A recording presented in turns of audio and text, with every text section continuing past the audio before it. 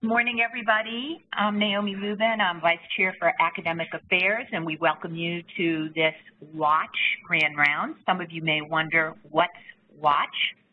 W-A-T-C-H. So let me tell you a little bit about that. WATCH was established about 15 years ago by senior female scientists and clinicians here at Children's in an effort to make sure that junior faculty of all shapes and sizes and genders, I might add, had an opportunity to advance their academic and professional careers. Over the years, we have sponsored a large number of events, usually 4 to 5 per year, which include a new faculty tea, several events during the year, and then we culminate that with this spring Grand Rounds.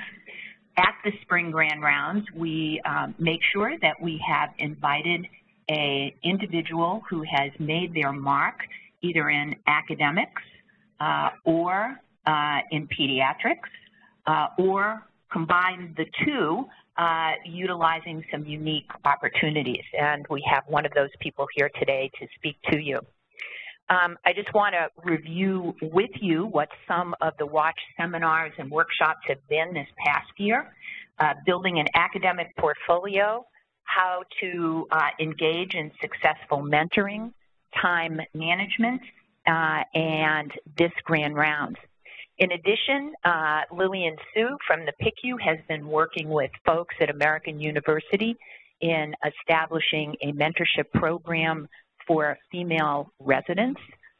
So touch base with Lillian about that. That is working itself forward through the IRB. Please do not throw any tomatoes at me.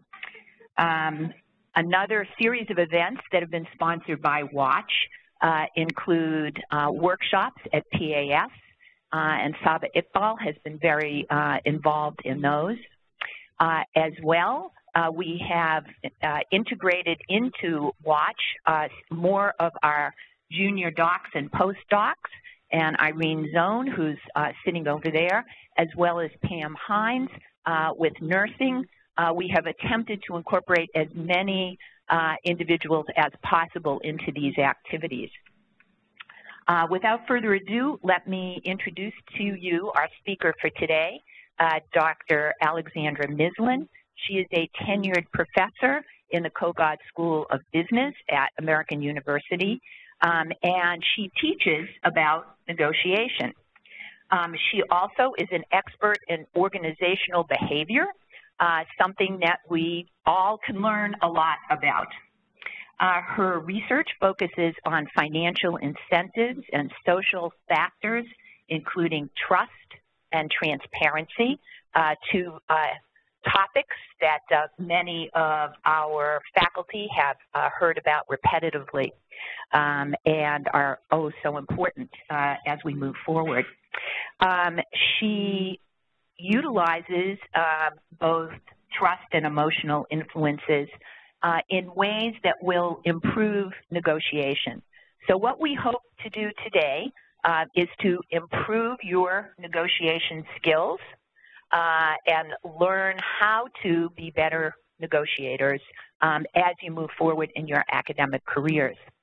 A workshop follows this Grand Rounds, and Irene will come up at the very end and give us some instructions as to how that will move forward. So without further ado, Dr. Mislin.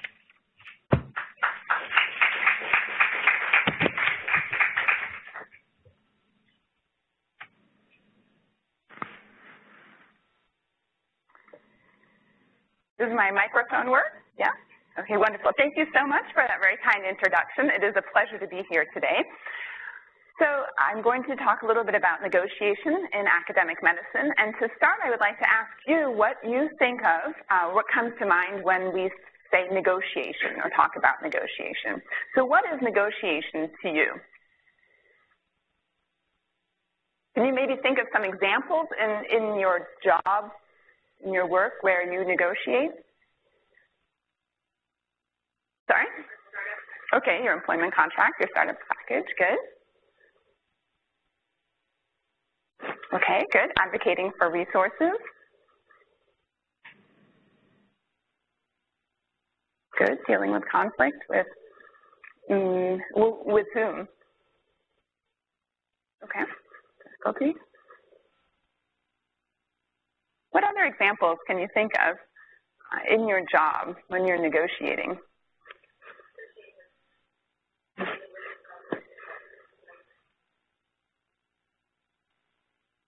Good.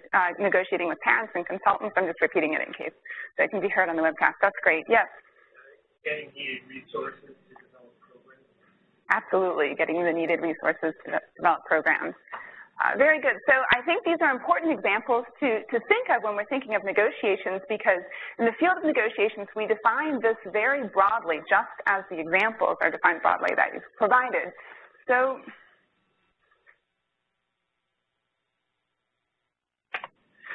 we define negotiation as the process by which two or more parties who perceive a difference in interest, who have a difference in interest, or different perspectives try to reach an agreement.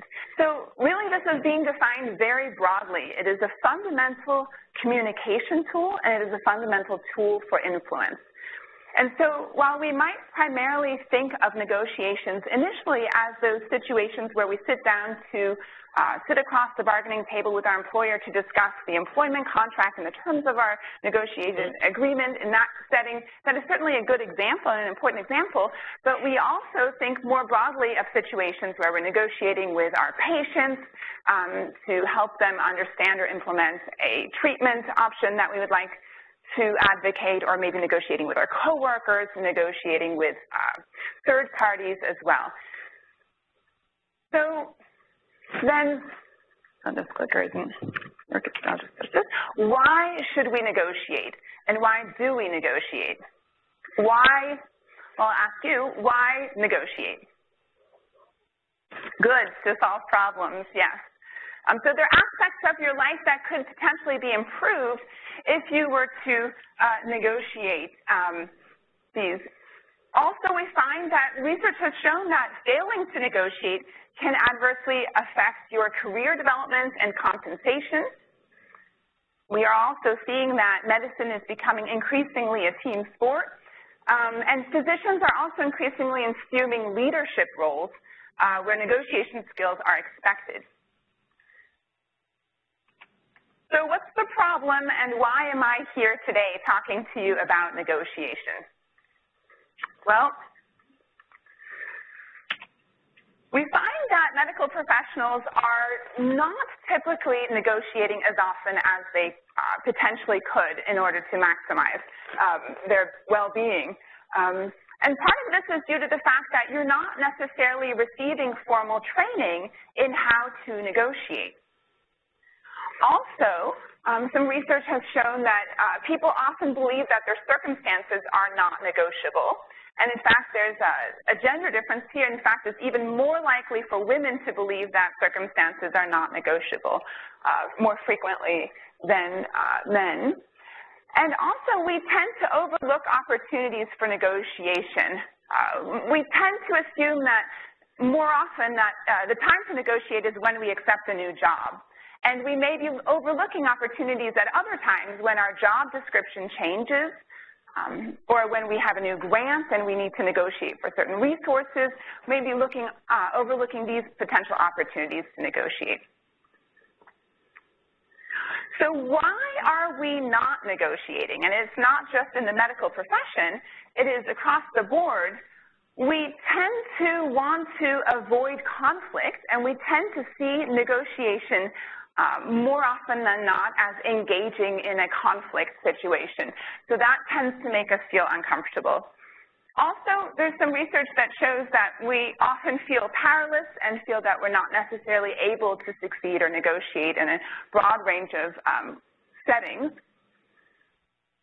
There's some research by Sarfati and colleagues who interviewed medical faculty at 11 different institutions, and in a series of conversations and phone interviews, they identified a variety of factors that contribute to people negotiating less than they might potentially ideally be negotiating. And part of that they found was due to some confusion with regards to institutional hierarchy and institutional secrecy. So this was also an academic medical setting, and the feedback that they received was that there's often a lot of just lack of clarity with regards to what could be negotiated, what kinds of career paths should we be expecting, where should we be engaging in these conversations. And then generally speaking, for many of us, we don't negotiate sometimes because we are anxious about the potential perceptions that people might have of us if we were to engage in a negotiation. We fear these perceptions and potential negative social consequences of asking. So some of us are concerned that by asking, it would suggest that we are not, that we're overly self-interested, and that would give off the wrong impression with our employers. Also, sometimes emotions come in the way. We don't necessarily want to engage again in conflict, and that's seen as an emotional exchange, and also we sometimes just simply worry about negotiating poorly. So I want to talk today to you about some specific ways that you can become a better negotiator. And before doing that, though, I'd like to give you some examples within your institution here of the kinds of things that people are negotiating. So Doctors Iqbal and Patel and Campagna and I are engaging in some research that examines medical faculty and what they negotiate, when they negotiate, and as well as gender differences. And as part of this research, we're just getting started, but as part of this research, we conducted a survey here at Children's National of the faculty, of the medical faculty, asking some questions surrounding your employment contract negotiations. So you may remember doing a survey like this. I'd like to give you a little bit of an idea of the kinds of things that we're observing in this survey. So we asked people first whether or not they negotiated their employment contract. And also, I'd like to encourage you, you're welcome to ask questions as they come up, so feel free to just raise your hand. We had responses from 113 physicians who completed the entire survey. And here's just an overview of the mean respondents. Was about 44 years old, 35% were male, 83% were married, most of them had children, 33% were currently funded by grant support, 80% were board certified or eligible in pediatrics, 11 years out from final training, 20% currently in tenured or tenure-track positions, 8.5 years on average employed at Children's National, and 85% were full-time. So we asked, when you accepted your job here at Children's National, how many of you negotiated your employment contract?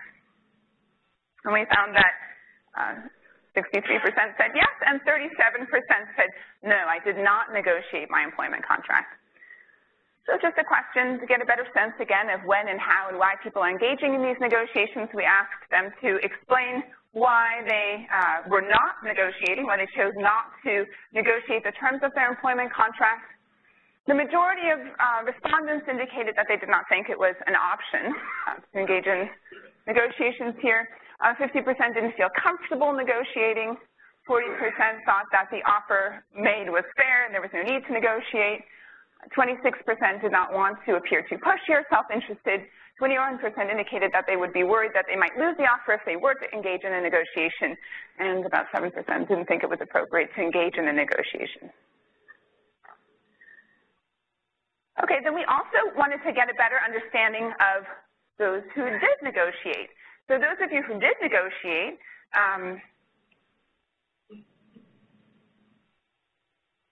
what did you negotiate? What kinds of items did you negotiate for your employment contract?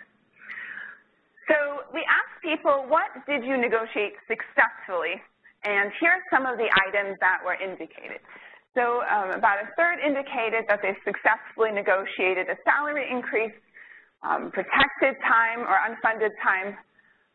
Some 24% indicated that they negotiated moving expenses or a sign-on bonus.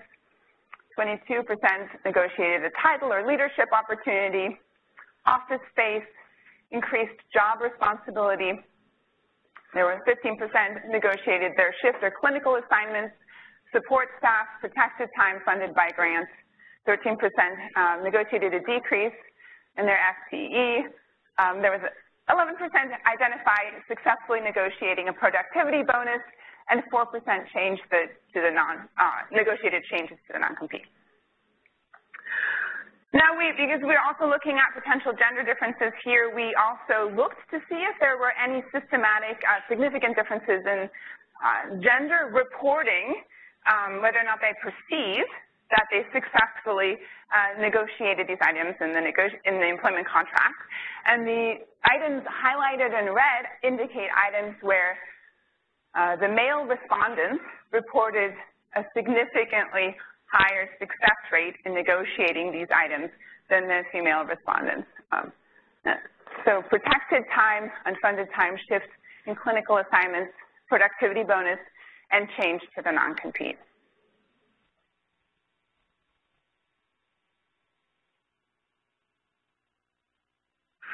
Okay, we also, yes? Was there any, did you look at the other thing, were there any where the women had greater success than the men did in any areas? No. So these are any significant differences, and they were all trending for the men were more successful than the women in this initial negotiation. But that's a good question. And then also we wanted to know, is there a gender difference for those who decided to negotiate in the first place? Because the literature, as I suggested so far, would suggest that there might be, and we did find support for that. So only 22% of the men who responded to the survey indicated that they did not negotiate, whereas 45% of the women indicated that they did not negotiate the employment contract, and this difference was a significant difference. I just want to note also that there were some differences in a couple of the other demographic items that contributed to the likelihood that people would negotiate the employment contract. So as you might suspect, someone who has board certification, those individuals were more likely to negotiate their employment contract. Also, we found, let me see, because I thought these were quite interesting.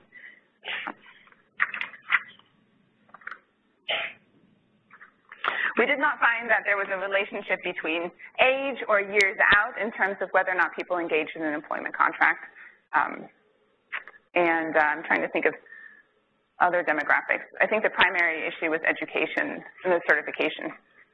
So people were more likely to negotiate when they had higher level of certification. Okay. So we also asked people within the past year, what types of items have you negotiated? Do you feel that you were able to negotiate successfully with regards to your employment situation? And here we're reporting simply the numbers. Remember, there were about 133 respondents, so people are just indicating whether or not this was something that they requested, so they engaged in the negotiation, and then also self-reported whether or not they felt that they negotiated these items successfully.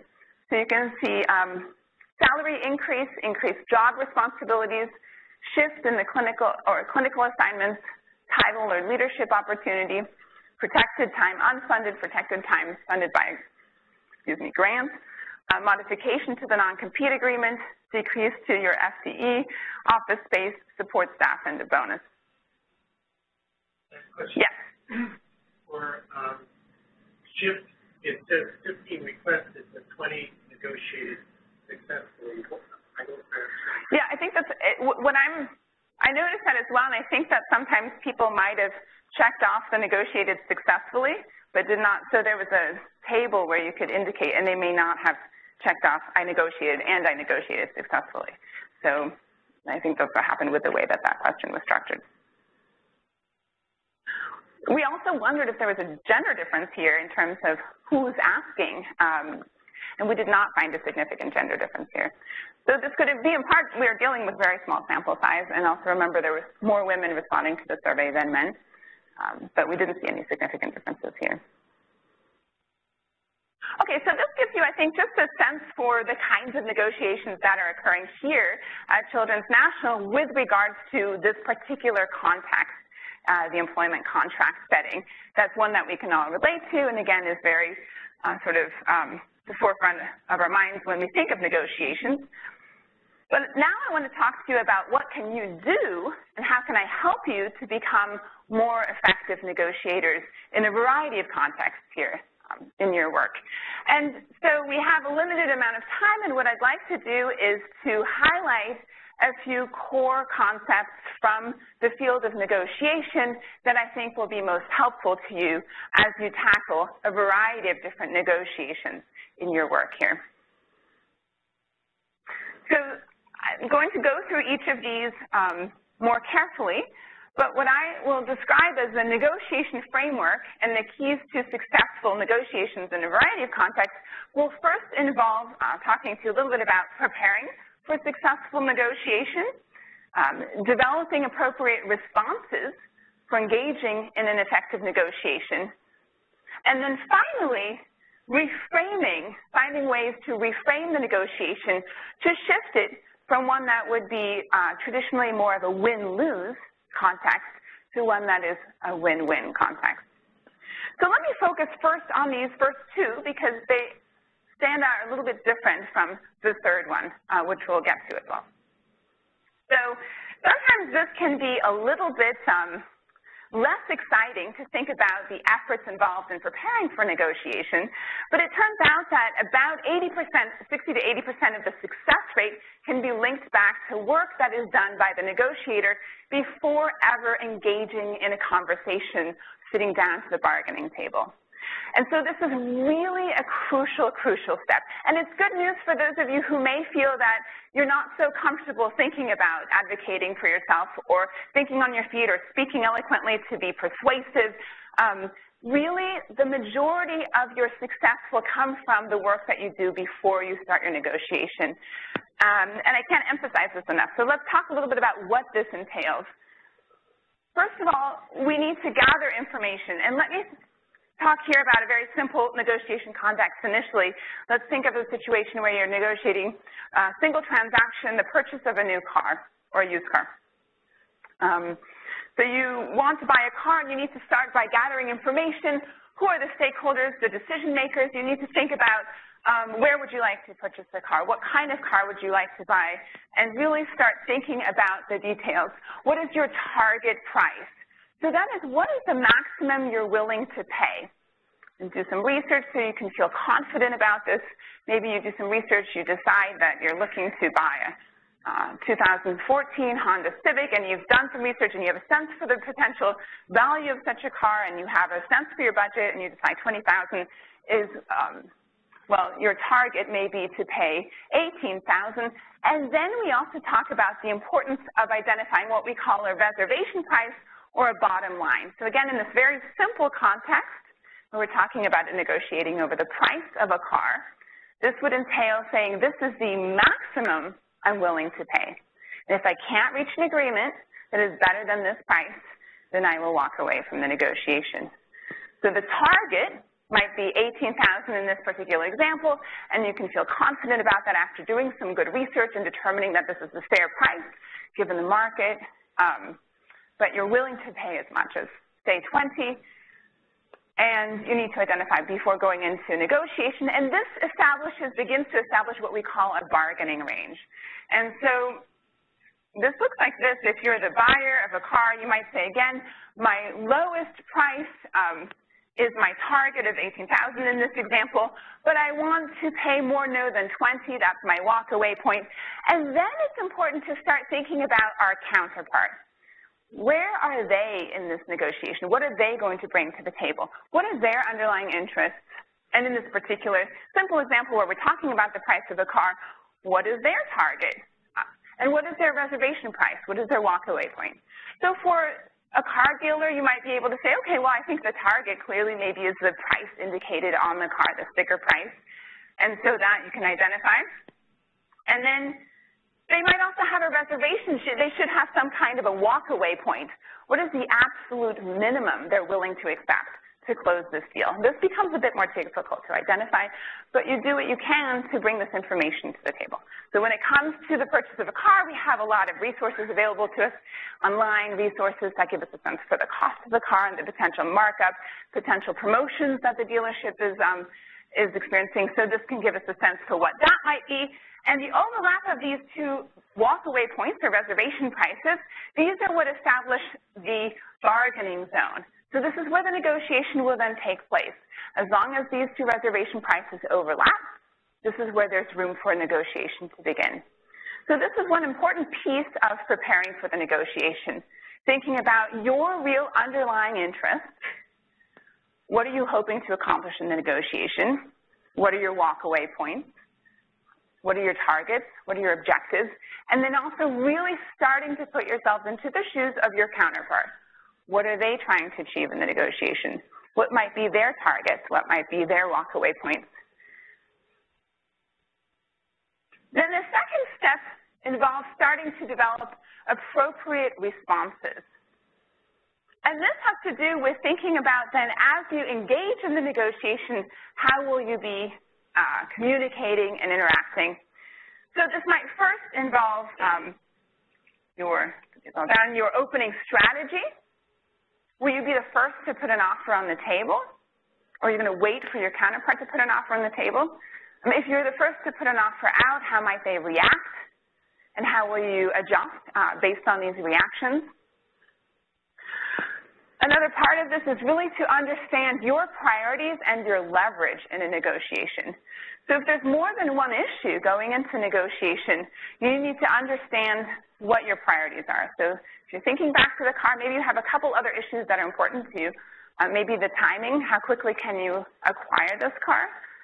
Maybe there's some other issues like financing. Are you interested in having them provide financing, or are you happy to use your own financing? Maybe the color is important to you. So these variables are all different issues that you need to take into account, and part of your preparation and understanding your appropriate responses involves having a sense for which priorities are most important to you and which priorities are least important to you, so that you can start thinking of ways to establishing ways that you might be able to trade off in a negotiation. And then understanding your leverage is important as well, and much of this comes from your alternatives. So we have an acronym in negotiations called the BATNA, standing for the best alternative to the negotiated agreement. And this is arguably one of the most important additional dimensions to developing your appropriate response, and that is having a good, strong sense of what is your best alternative to not reaching a negotiated agreement today.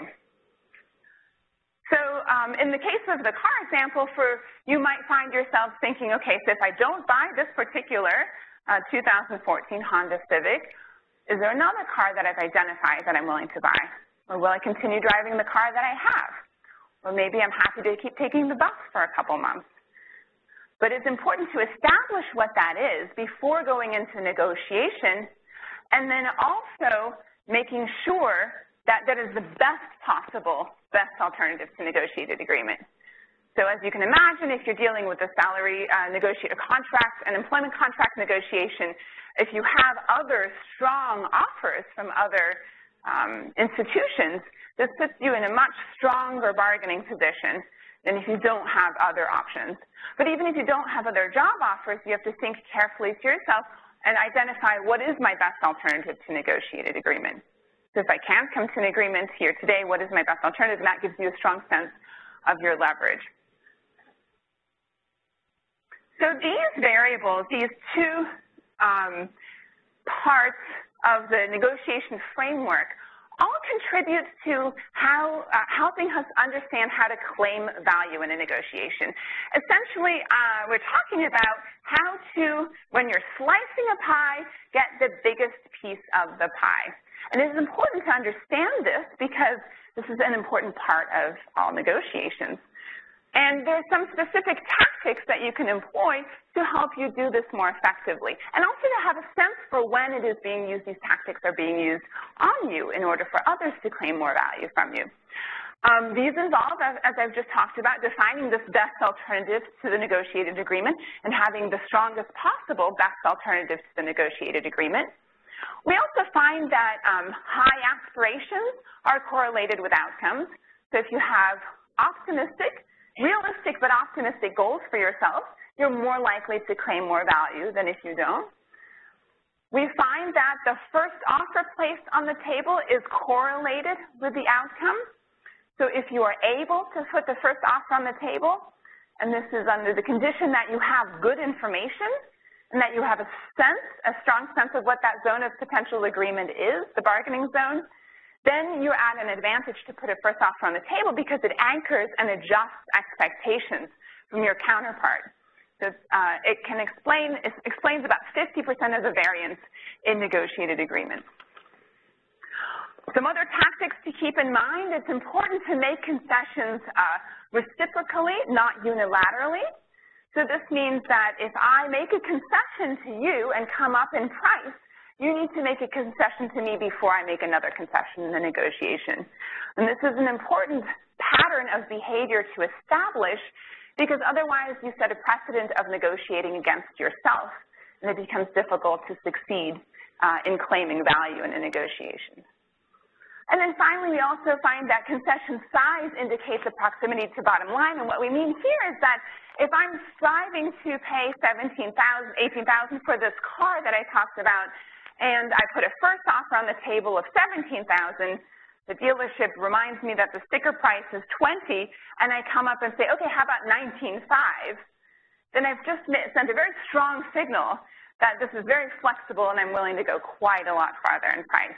So we just want to think about and be aware of what our concessions are signaling in terms of our proximity to the bottom line.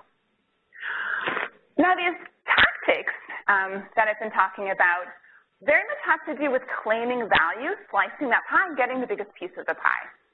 But I think most of the negotiations that you're dealing with in your job every day are of a slightly different variety.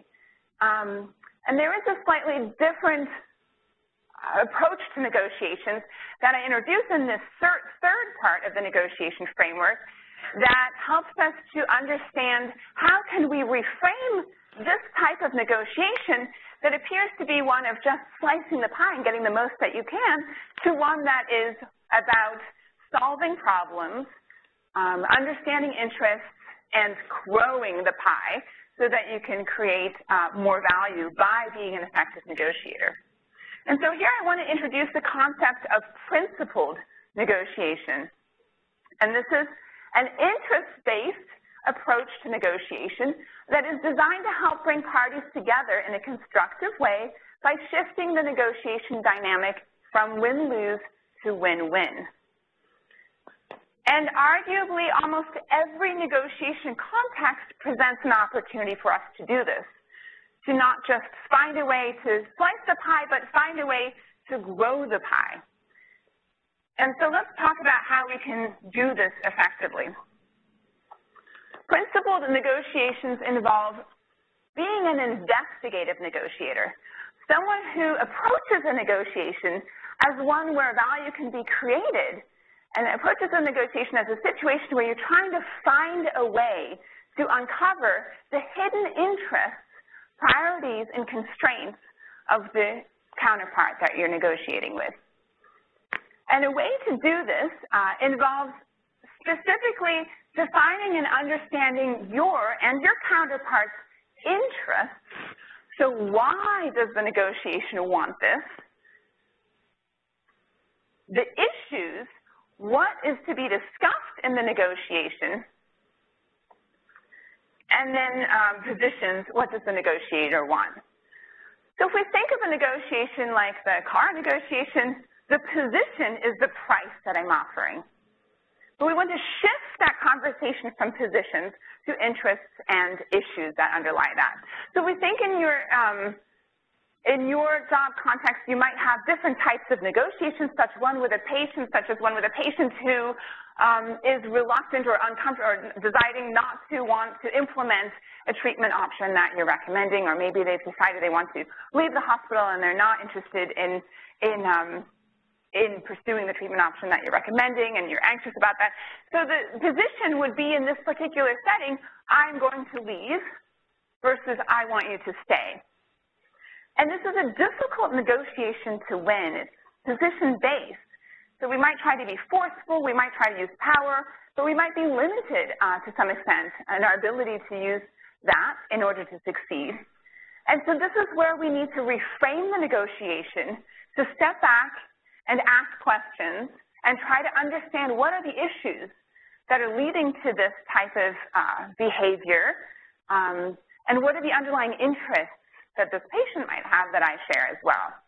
So this might involve having a conversation, asking why are you feeling anxious, why are you feeling the need to leave, can you tell me more about your concerns, what other issues might be important to you aside from getting out of the hospital, are there any other issues that you're worried about, maybe there's some things out of the hospital at home that need to be addressed, maybe there's some other ways that you could help them to do that. And what are truly the underlying interests, which arguably are not very different between the patient in this example and the doctor, just to help make them provide the best medical outcome for them.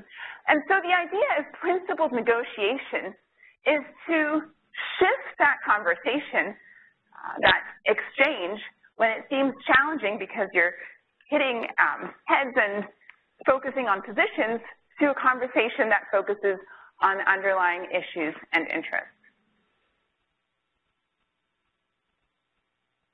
Doing so allows us to grow the pie, and the more value that is created, the less that you need to claim in order to succeed in a negotiation.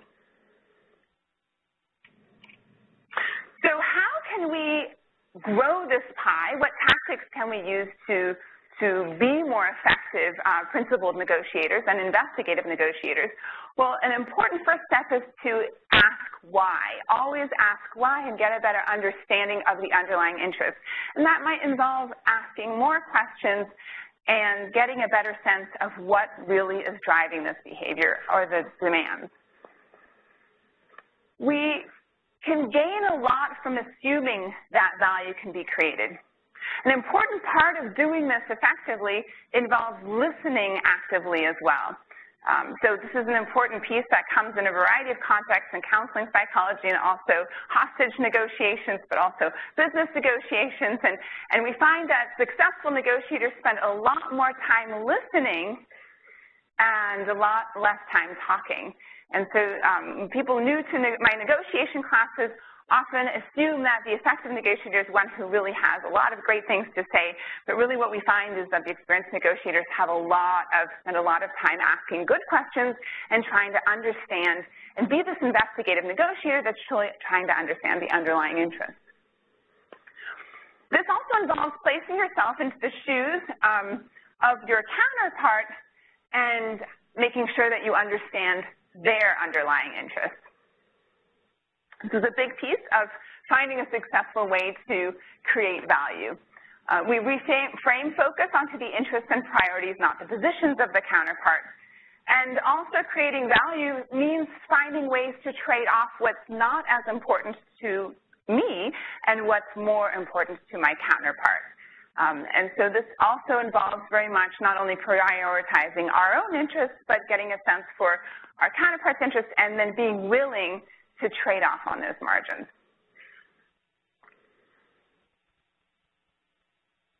Okay, so I just also want to give you a sense for where my negotiation research fits into this. So my research has also focused very much on this alternative approach to negotiations, where you really find a way to create value in negotiations. And in principled negotiations, so even if this is an effective negotiation process, and even if you find that you have reached a good agreement, there's much that has to happen after the agreement to ensure that deals are effectively implemented, that they really stick. Because much of the time, the agreements that we reach aren't fully contracted. We're not writing down every agreement in great detail and contracting for all the minor details. And so my co-authors and I look at a variety of different factors that are relevant during that communication process, during the negotiation, that will contribute later to people's extent to which they implement the agreement that you've reached, and also the extent to which they might renege on the deal if they find other opportunities. So will people really comply if they're given the opportunity? And we find, first of all, that talk is not cheap. Small talk contributes to the creation of trust. And you probably hear this in other contexts as well in your job, the importance of having a small, light conversation that may be unrelated to the objectives that you have can contribute to feelings of trust, perceptions of benevolence, and as a result, increase the likelihood in our negotiations that people will comply once they reach an agreement and carry it through. We also find that perceived benevolence affects the extent to which people implement agreements and carry them through as well. So just to what extent during the process did I start feeling that you seem like a benevolent person as my counterpart? This also contributes to my willingness to follow through with the deal that we've reached and continue to work with you in the future. So this means that the tough tactics that might help us to achieve an outcome can sometimes backfire and lead them to be less effective, because when it comes to the actual implementation of the deal, it doesn't get carried through. So it might appear as if a great deal is reached, but if people don't carry it through, it doesn't matter. We also did some research that looks at people's natural tendency to want to reach agreement. So once a negotiation begins, we are more likely to want to reach an agreement and avoid impasse, not reaching an agreement. And this desire can be so strong that people sometimes will choose agreements that are not in that zone of potential agreement. So the bargaining zone that I identified, some people will agree to deals that are outside of their zone, that are worse than their minimum that they're willing to pay. Or in this particular case, the maximum, the Honda car, maybe they walk out of the dealership and pay $24,000 for that used Honda. What happened, and in a series of studies that remove all kinds of outside transaction costs, potential relationships, other variables that can contribute to this kind of behavior, we find that there still remains a strong natural tendency to want to agree and to avoid impasse, even when it's not financially beneficial. So we're studying that as well to get a better sense of how that behavior can be corrected. And we also have done a series of studies that look at small talk, again, and getting a better sense of how that differs by gender and how it can be perceived differently for people of different genders. And again, the value of small talk in contributing to the benefits of a negotiated agreement. So this is some work that I'm currently working on, as well as the work that I'm working on with Saban, my colleagues, and we're also excited about some new work that is looking at influence strategies and getting a better sense for how we can structure those to help physicians be more effective at engaging and communicating with their clients, their patients. Okay, so I want to sum up with you the framework that I introduced to you today that I think will help you be more effective negotiators. So the first two parts really emphasize how you can claim more value and also give you a sense for the kinds of things, strategies and tactics that can be employed against you to help others claim more value. But it's important, and I cannot overemphasize the importance of preparing for negotiation, and this means understanding your walk-away point, what we call the reservation price, your target, and this applies to all kinds of, all different types of contexts, all the contexts that we identified at the beginning of this talk. If you want to go communicate about our allocation of resources, what is your target? What is your reservation price? Do you think there's an overlap in interest, and how might you be able to do this successfully? The second part is to develop an appropriate strategy. So think about how the negotiation will unfold and how reactions will be to the negotiation that you're engaging in, and also to make sure that you have a strong sense of your BATNA, your best alternative to the negotiated agreement. And also understand what that is for your counterpart. And then finally, we've talked about then how to reframe the negotiation from one that is about claiming value effectively to one that is about creating value by understanding the interests of our party and becoming an investigative negotiator, engaging in what we call principled negotiations in order to create more value for all parties involved in the negotiation. And to sum up and give you some time for questions, I just want to emphasize here that I believe that negotiation is at its core about understanding and engaging with people more effectively, much like the delivery of healthcare. And I think that delivering the skills of effective negotiation, developing these skills of effective negotiation will help you to become a more effective leader and better equipped to heal and collaborate and innovate. And just to remind you here that I'd like to emphasize that skilled negotiators can provide more value to all parties involved. It is not about getting more necessarily for ourselves, but creating more value for everyone. Thank you.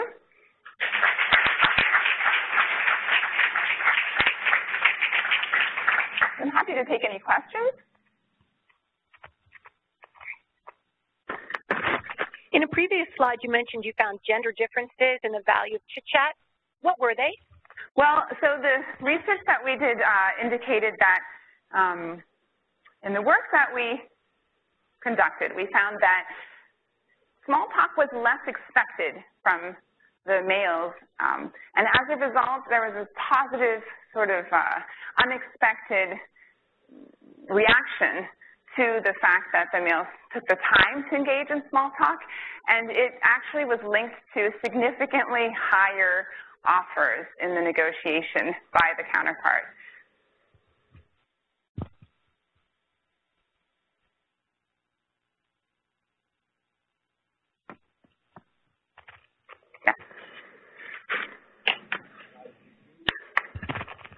You used a lot of the examples in your talk about buying a car.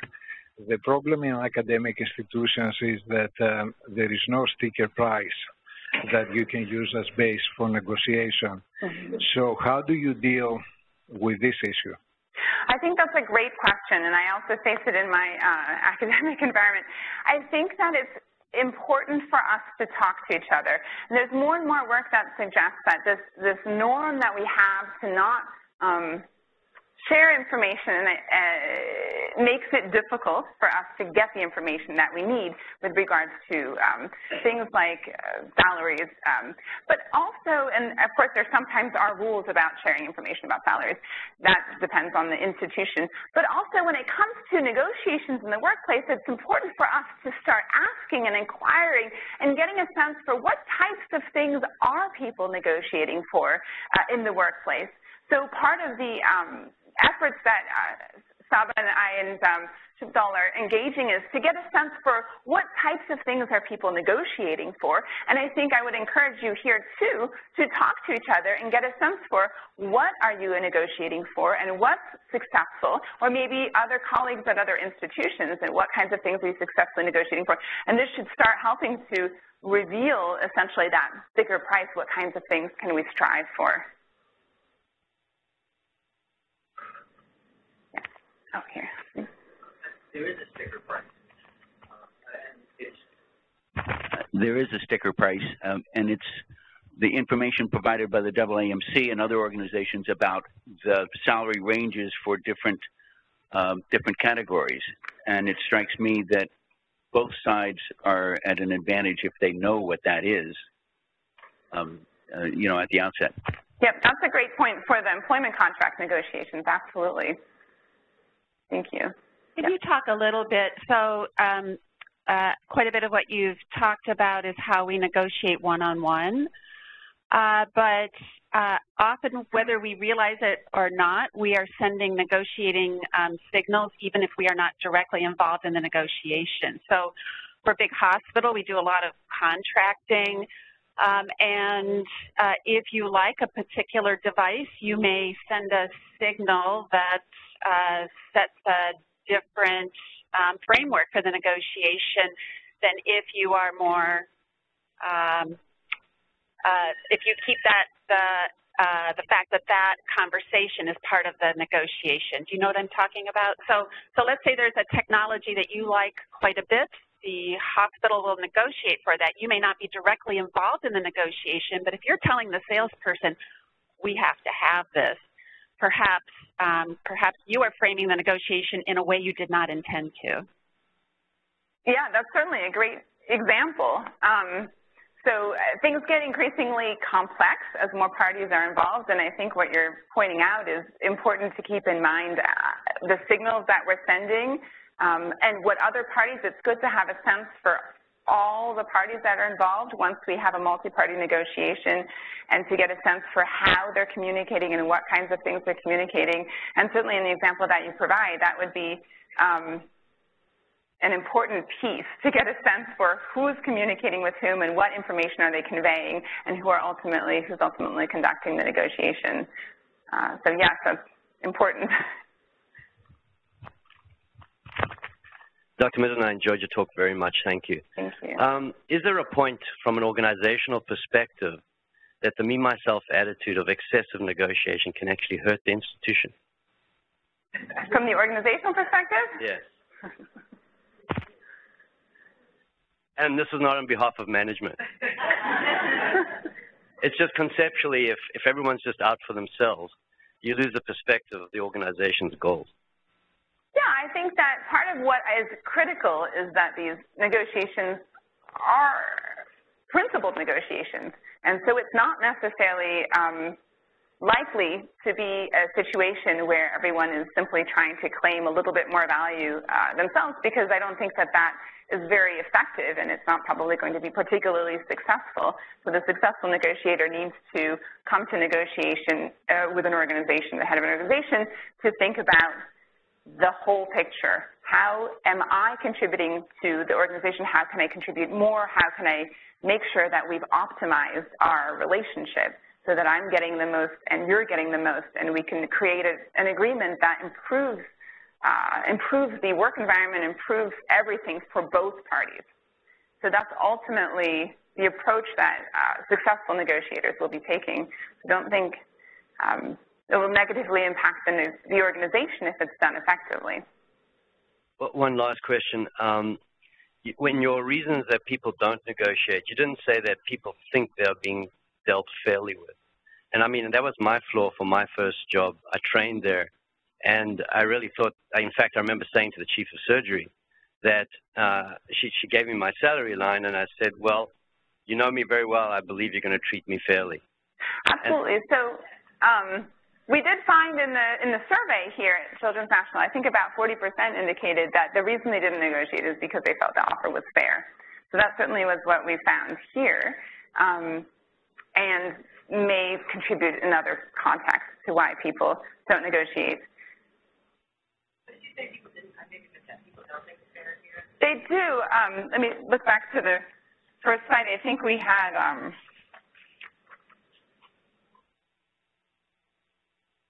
yeah, 40% thought the offer made was fair, and so that's why they did not negotiate for the employment contract negotiations here at Children's National. Yeah. First of all, I'm not general counsel, so I'm listening to your presentation, and I want to thank you because you know, it's just kind of speaking from my place. If I had a magic wand, everybody would, your number would be higher than 40%. People would think that their employer they're offering them a job because they want them here, and then it should be a principled negotiation. And once we're in that range, if there's something that's important to you, we listen to you, and you go, wow, I'm happy to work at Children's. But I agree with Tony's point that sometimes folks, first of all, you can be too busy. To Robin's point, you can say, legal, deal with this contract, and then you're not with us, and then we don't know what's important to you, and we don't do a good job for you. And so part of principled negotiation is spending enough time to communicate with whomever you're communicating so that you can get the best possible outcome. So I just want to thank you. I think everything you said is on point, and I guess the thing we need to do is kind of slow down and do it right so that we can keep good people and get the right equipment. Good, thank you. Yeah. I have a question, I was really, I loved your talk, by the way, but I was intrigued by this whole point about perceived benevolence, because in my experience, it's not always to your advantage to either be perceived as benevolent or to assume that the person you are negotiating with is benevolent. And I'm just curious how much you've looked into that, because I think each situation is a little bit different. So, and I think this probably gets to some of the gender differences, because I think it's well known that women, you know, want everyone to be happy and nice and people like me and all these sort of things. But in reality, that's really not always important in a negotiation if you're really trying to get at what's important to both people. It doesn't matter if you love each other or like each other if you're getting to some common ground. So I'm just curious if you have you could expand a little bit on the benevolence. Absolutely, yeah, that's a great question. So there are a couple things here. I think that there is definitely some research that suggests that if we come across as overly content and happy, our counterparts more inclined to push back and make fewer concessions and strive to claim more value. But at the same time, the benevolence that we examine is often perceptions of benevolence that are established in the course of the negotiation. And I repeatedly do find that it is strategically beneficial as long as there's this balance between being benevolent but still pursuing a broader objective to create value, but also to meet your own interests and make sure that you're keeping in mind your interests and your priorities. And so I think that there really is a way to effectively balance that, which is to be a relentlessly pleasant negotiator who also pursues their objectives clearly. And we also find that that's a good strategy for women negotiators as well, to continue to, and this is, again, a field that could benefit from a lot more research, because there are a lot of different types of women negotiators and different types of jobs. But as far as the societal norms kind of set this expectation for a bit more behavior that's cooperative and collaborative for women, so this combination of, for both parties, being pleasant and benevolent, but at the same time clearly pursuing your objectives and having this joint interest is effective.